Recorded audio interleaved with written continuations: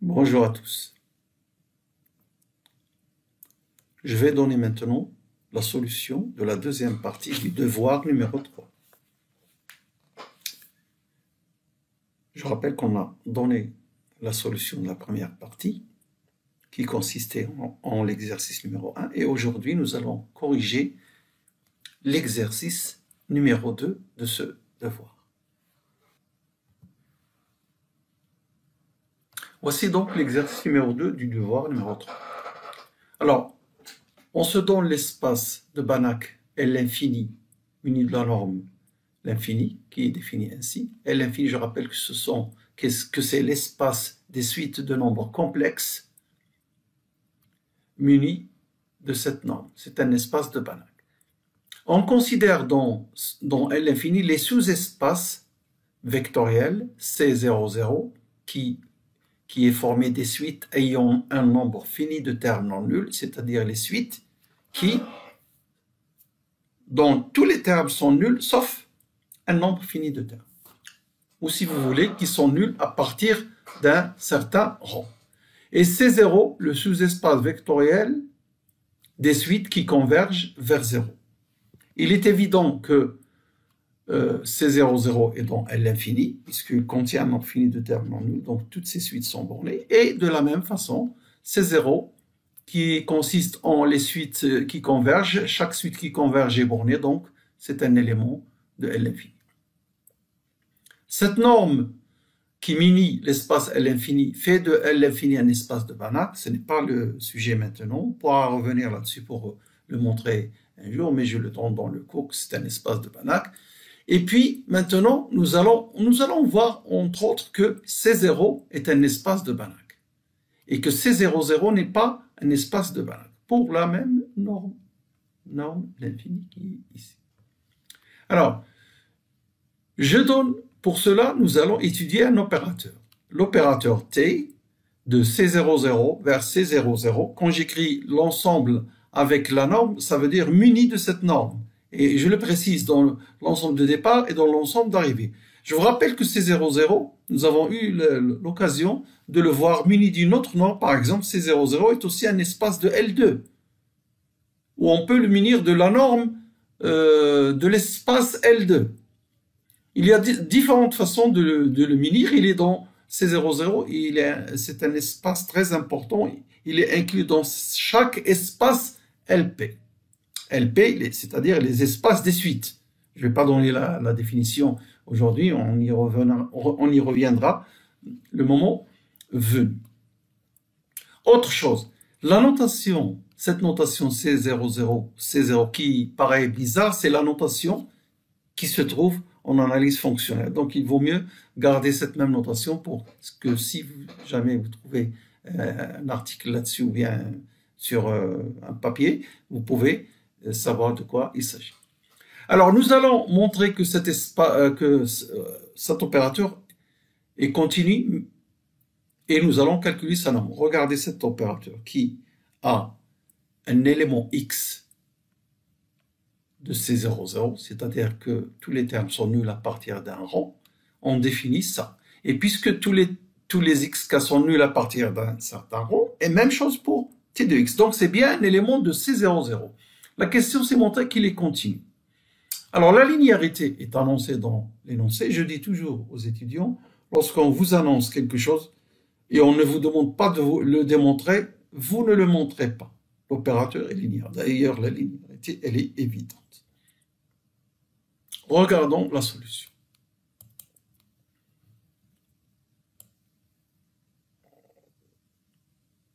Bon. Nous avons dit qu'il est linéaire. Donc, nous allons montrer une majoration de la norme de t de x par une constante fois la norme de x pour tout x de C00. Mais avant, je définis cet élément En de L infini, c'est-à-dire la suite bornée qui consiste. Cette suite, c'est la suite dont tous les termes sont nuls, sauf le terme d'indice petit n qui vaut 1. Alors, cette suite, on l'a déjà utilisée lorsque nous avons vu quelle est une base hilbertienne dans l'espace L de mais ici, on l'utilise également, ce sont des éléments de L infini. De L infini. Bon. Alors, la linéarité, on a dit qu'elle est énoncée et qu'elle est évidente. Maintenant, je majore l'image T de X pour un élément X, une suite XK de C00. Donc, c'est le sup des modules des éléments, des termes qui forment l'image, voilà. Et puisque K est supérieur ou égal à 1, alors c'est inférieur à sup de XK, K appartient à une étoile, qui est précisément norme l'infini de X. La norme de X dans l'espace de départ qui est C00 également.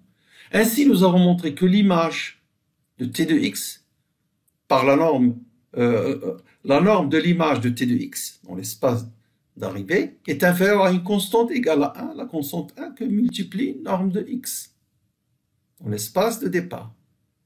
Donc T est continu. Et norme de T est inférieure à 1 à cause de cette constante qu'on majeure ici, 1 fois la norme de X. Donc on a ce renseignement. Donc déjà, nous avons la continuité et une majoration de la norme.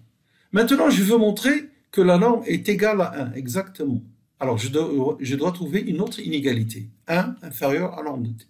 Alors, je prends l'élément E1, nous avons défini ici En pour n quelconque, mais E1, c'est ça. C'est la suite qui vaut 1 au premier terme et 0 partout. Tous les termes sont nuls, sauf le premier, égal à 1. C'est bien un élément de C00, et sa norme est égale à 1, puisque le sup de ces éléments-là en module, en valeur absolue, puisque ce sont des réels, est égal à 1. T de E1, si vous mettez ici E1, vous aurez ici 1 et partout des 0. Donc, T de E1 égale à E1.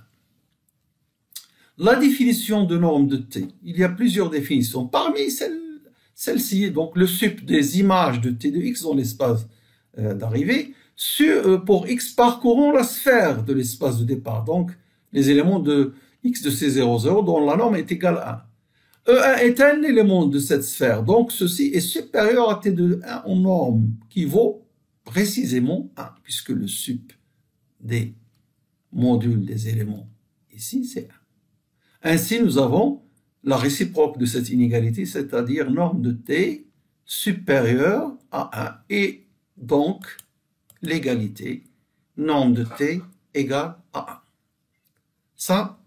Ça montre, ça termine la question numéro 2. Revenons à l'énoncé. Alors, deuxième question, montrer que T est bijectif et que T-1 n'est pas continu. T est linéaire. S'il est bijectif, automatiquement T-1 est linéaire.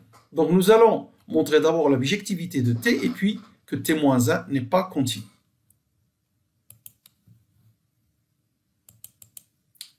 Si je prends un élément dans C00, quelconque, Y de cette forme, mais il est évident qu'à partir d'un certain rang, les YK sont nuls. Alors je prends, il existe cet élément unique de C00 dont l'image égale à Y. En effet, si vous calculez l'image de cet élément, vous trouvez Y1, 2Y2 sur 2, c'est-à-dire Y2, 3Y3 sur 3, Y3, et ainsi de suite. Le seul élément qui vérifie T de X, le seul élément X qui vérifie ça, c'est cet élément. Et c'est bien un élément de C00. Pourquoi? Parce que les YK sont nuls à partir d'un certain rang, du fait que Y est dans C00, donc il en est de même de ces termes-là. Ils sont nuls à partir d'un certain rang. C'est bien un élément unique dans C00. Et donc, T est bijectif parce que chaque élément admet un antécédent unique. Ça fait la surjection et l'injection. Et T-1 est donc automatiquement défini. Comme on a pour tout élément son antécédent, c'est ça, donc T-1 de Y est égal à ça lorsque Y est cet élément. Nous avons donc la définition de T-1 de Y. Maintenant, nous allons montrer que T-1 n'est pas continu. Alors pour cela, je définis cet élément U indice grand N pour un N quelconque, dont grand N étoile. Donc cet élément qui consiste en les termes qui valent 1 du premier rang jusqu'au grand N-ième rang. Donc voilà, N termes qui valent 1, et après des zéros, que des zéros. C'est bien un élément de C00. Et son image par T-1, regardez l'image, ce sera 1, 2, 3 jusqu'à grand N, et après que des zéros. Très bien. Et c'est un élément de la sphère unité dans C00, puisque la norme de cet élément, c'est le sup de 1, 1, 1 et 0. Le sup, c'est 1. Bon. Maintenant, je calcule justement le sup sur la sphère unité des images par T-1, Y dans la sphère unité. Et il est supérieur à T-1 de UN. Pourquoi? Parce que UN fait partie de la sphère unité, comme je viens de le dire. Sa norme est égale à 1. Et T-1 de UN, sa norme, c'est quoi? Le sup de tous ces gens-là, si vous voulez, ces termes-là, c'est grand N. Ainsi, ce sup est supérieur à grand N, quel que soit grand N dans 1 étoile, alors il vaut forcément plus l'infini. T-1 n'est pas borné sur la sphère unité, n'est pas borné sur la boule unité fermée. Lorsqu'un opérateur linéaire n'est pas borné sur la boule unité fermée ou bien sur la sphère, il n'est pas continu. D'ailleurs, lorsqu'on a des opérateurs linéaires entre espaces vectoriels normés, on dit opérateur borné lorsqu'il s'agit de la continuité. C'est la même chose. Borné, opérateur borné et opérateur continu, c'est la même notion. Attention, c'est pas la même chose lorsque vous avez des espaces vectoriels topologiques. C'est pas la même chose. Lorsqu'on a entre deux EVN, T borné, c'est la même chose que T continu. Et donc ici, T-1 n'est pas borné sur la sphère unité, il n'est pas continu. On ne peut pas trouver une constante, parce que si la constante qui majore l'image, cette image T-1 de Y, inférieure à constante non de Y, parce que la constante devrait être ça, et elle est égale à plus l'infini. Ce n'est pas une constante réelle, positive, c'est plus l'infini. Donc T-1 n'est pas continu. Nous avons montré que T-1 est bijectif et T-1 n'est pas continu. Alors ceci aura des conséquences. Regardons que dit l'énoncé dans la question. Que peut-on conclure? Revenons à notre solution. Avant de faire la conclusion, je vais vous rappeler le théorème important suivant d'analyse fonctionnelle. L'un des grands théorèmes d'analyse fonctionnelle. Je vous laisse dans la description de cette vidéo le lien pour le chapitre sur les grands théorèmes d'analyse fonctionnelle.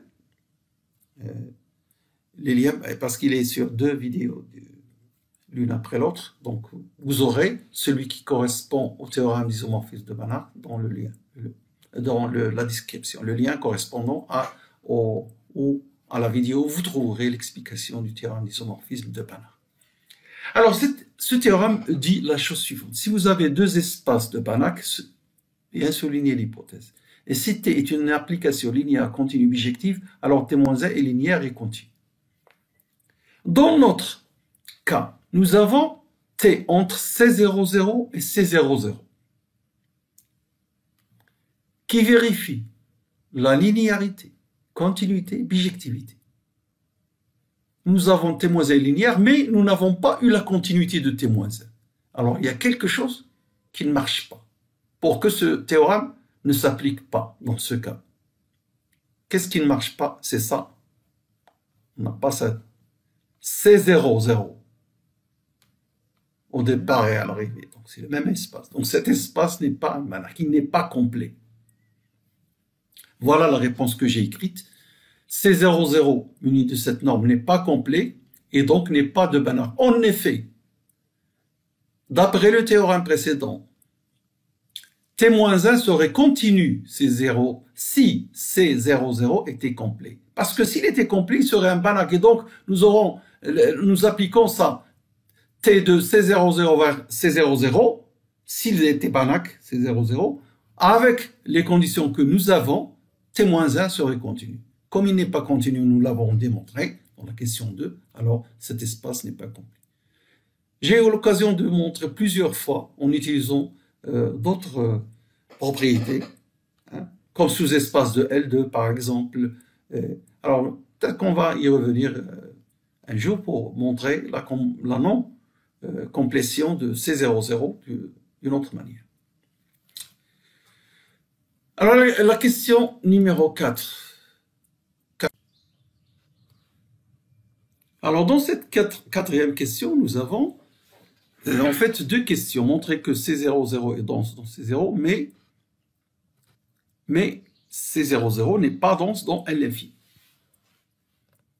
Regardons la solution. Si je prends un élément grand X égale à cette suite X, un élément de C0. Par définition, les éléments de C0, c'est les suites qui tendent vers 0. Donc, limite de Xn, c'est limite de Xk, égale 0. Donc, si je prends un epsilon quelconque strictement positif, il existe un 0 appartenant à n, à partir duquel, pour k supérieur à n0 ou égal, vous avez module de Xk inférieur à epsilon sur 2. Maintenant, je prends y, où je reprends les termes de la suite xk, mais je m'arrête à l'ordre n0. Après, je mets que des zéros. Ce 1,0 qui existe ici, je mets des zéros. Alors, ça donne bien un élément de C00. Et la norme de grand X moins grand Y, alors vous regardez que les termes de grand X et les termes qui forment la suite grand Y sont les mêmes jusqu'au rang 1,0. Si bien que lorsque vous faites la norme, le sup ne porte que sur les k supérieurs à 0 plus 1. Parce que pour k inférieur à 1,0 ou égal à 1,0, vous avez xk. Ici, vous devez mettre sup de xk moins xk. Donc, ça donne 0. Donc, il reste simplement, pour les indices supérieurs à 0 plus 1, où on a le sup de xk moins quoi? Moins 0. Puisque les termes pour les petits yk, si vous voulez, ce sont des 0. Et ceci est inférieur à epsilon sur 2 grâce à ça. Quand je passe au sup, les inégalités strictes deviennent lâches et c'est inférieur à epsilon. Qu'est-ce que j'ai fait ici? Quel que soit l'élément x de C0, j'ai pu, pour tout epsilon, l'approcher par un élément de y à epsilon près. Ou si vous voulez, quel que soit le epsilon, la boule de centre x et de rayon epsilon contient au moins un élément dans C00. C'est ça la densité de C00 dans C0. Alors C00 n'est pas dense dans L infini. Pour cela, je prends le point, l'élément y de L infini qui consiste en la suite constante dont tous les termes valent 1. C'est bien un élément de L infini. Attention, ce n'est pas un élément de C0, puisque cette suite ne tend pas vers 0. Alors, je dis que quel que soit x dans C00, sa norme, la norme de y moins x est supérieure ou égale à 1. Si vous voulez, x, y est à une distance supérieure ou égale à 1 de C00. Quel que soit x dans C00, cette norme supérieure. Donc, je ne peux pas la rendre inférieure à epsilon. Pour epsilon égale à 1,5 par exemple. Comment ceci est vrai? En effet, si x est un élément de C00, il est stationnaire à partir d'un certain indice. Donc, il existe un n qui ne dépend que de ce x-là, à partir duquel les xk, les éléments de la suite qui forment le grand X, sont nuls. Donc, quand vous faites y moins x, vous avez le sup de 1, les termes de grand Y, moins xk, les termes de grand X. Mais pour k supérieur à x, ce xk, en fait, c'est un 0. Donc, vous aurez le sup. Pardon. Oui, il est supérieur au sup lorsque je me restreins à un ensemble, je prends le sup sur un ensemble plus petit que n étoile. Mais sur cet ensemble, xk vaut 0, grâce à ça. Et donc, c'est le sup de 1 égale à 1. Voilà, donc ainsi C00 n'est pas dense dans l'infini. Revenons à l'énoncé. Dernière question, C0 est-il dense dans l'infini? Alors, pour répondre à cette question, nous allons faire mieux. Nous allons montrer que C0 est fermé dans l'infini. Du coup, puisque nous avons dit que l'infini est un Banach, C0 sera un Banach. Et comment je montre qu'il n'est pas dense? Alors, s'il est fermé, pour être dense, il faut que C0 bar, qui sera C0, puis on va montrer qu'il est fermé, doit être égal à l'infini. Or, si vous prenez cet élément que nous venons de voir, 1, 1, 1, la suite constante, c'est un élément de l'infini, mais ce n'est pas un élément de C0. Donc, vous avez C0 est inclus strictement dans l'infini. Si on arrive à montrer que C0 est fermé, alors C0 égale C0 bar, différent de l'infini, parce que l'infini contient cette suite, cet élément, la suite constante, et d'autres éléments qui ne sont pas des suites qui tendent vers 0. Alors, montrons que C0 est fermé, c'est une bonne leçon d'analyse fonctionnelle sur les espaces vectoriels normés de Banach, un exemple très intéressant. Alors, si je prends une suite Xn de C0 qui converge vers un grand X dans l'infini, elle converge. Je veux montrer que nécessairement ce X est dans C0. C'est-à-dire, les limites de suite de C0 ne sortent pas de C0. En effet, Xn est une suite de C0. Donc, chaque élément Xn est lui-même une suite qui tend vers 0. Donc, je vais la noter comme ça. Xk, n. N, ça se rapporte au n pour n fixé. Et Xk, c'est une suite. Donc, c'est Xk, K, appartenant à n ou à n étoile, c'est pas important. Et x, un élément de l'infini, donc c'est une suite comme ça qui est bornée, puisque on sait là de ce x. Alors donc, nous avons xn qui tend vers x. Nous allons montrer que x appartient à C0. Donc, toutes les limites de suite de C0 ne sortent pas de C0. C'est-à-dire, pour appartenir à C0, qu'est-ce qu'il faut montrer? Que limite de xk est nulle. C'est-à-dire que ça, c'est une suite qui converge vers 0. Traduisons cette ligne xn tend vers x. Quel que soit epsilon, il existe un 0, à partir duquel, donc, pour n supérieur à 0, nous avons norme de xn moins x dont n l'infini est inférieur à epsilon sur 2. Ensuite, pour ce n0, xn0 est un élément de C0. Donc, les termes qui font l'élément est une suite qui tend vers 0. Traduisons ceci. Pour le même epsilon, il existe un K0 tel que pour K supérieur à K0, la norme, le module de xn0 indice K est inférieur à epsilon sur 2. Maintenant, si je prends un K supérieur à K0, xk, je peux l'écrire xk moins xn0 plus xn0 et plus xk n0. Je répète, xn0k moins xk plus xk n0. Ensuite, par l'inégalité triangulaire que vérifie la valeur absolue, donc c'est inférieur à ça plus ça. Celui-ci est inférieur à ça, puisque cette norme, c'est le sup de ces modules lorsque k appartient à n étoiles. Ou bien à n, ça dépend ce que on prend en général n étoile.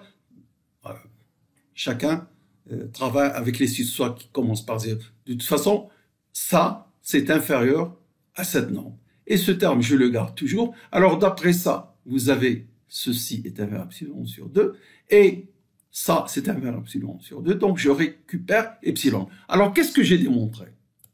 J'ai démontré que quel que soit epsilon, il existe K appartenant à n, tel que pour k supérieur à k0, j'ai module de xk inférieur à epsilon. C'est bien ça ce que veut dire limite de xk égale 0. Ainsi, l'élément limite de cette suite de C0 ne sort pas de C0. C0 est fermé et par conséquent, fermé dans un Banach, il est donc lui-même un espace de Banach. Et comme je viens de dire tout à l'heure que C0 est inclus strictement dans l'infini, donc C0 bar est égal C0 inclus strictement dans l'infini. C0 n'est pas dense dans l'infini. Alors, j'aurais pu démontrer cette question d'une autre manière. Je dis directement à partir de la question 4. Regardez cette parenthèse. Si C0 bar était égal à l'infini, donc c'est un raisonnement par l'absurde si vous voulez, donc si je prends un y dans l'infini, je peux l'approcher à epsilon près par un élément de C0. Et comme dans la question précédente, j'ai montré que C00 bar est égal à C0, c'est-à-dire C00 est dense, ce x0, je peux l'approcher par un autre élément que j'appelle x00, de C00. Maintenant, grâce à l'inégalité triangulaire, je peux dire que y moins x00 est inférieur à la somme de ça plus ça, inférieur à epsilon sur 2, plus epsilon sur 2, et je trouve epsilon. Hein? Donc, et ça, c'est évidemment, c'est absurde. Pourquoi c'est absurde? Parce que je viens de démontrer que tout élément de L infini est, si je peux dire, approchable par un élément de C0. Ça veut dire que C00 est dense dans L infini. Or, nous avons vu dans la même question 4 que ceci n'est pas vrai. Donc, je répète, si vous supposez que C0 bar égale l'infini, automatiquement, vous obtenez C0 bar est égal à l'infini, ce qui est absurde. Voilà une autre démonstration. J'espère que vous avez bien compris ceci et je vous donne rendez-vous pour une autre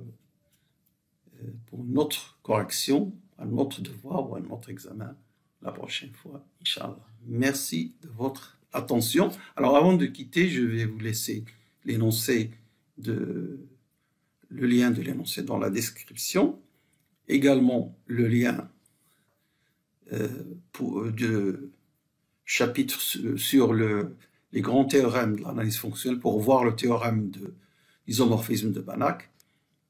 Et ce sera tout pour aujourd'hui. Merci.